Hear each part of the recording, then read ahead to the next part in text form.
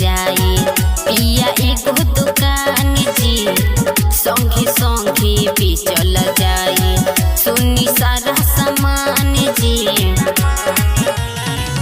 इतना किस्त भराई एजेंट से कलम रोआ फिक्स जी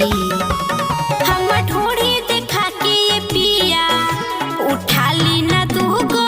किस्त जी हम ढोड़ी देखा के ये पिया उठा ली ना दूगो किस्त जी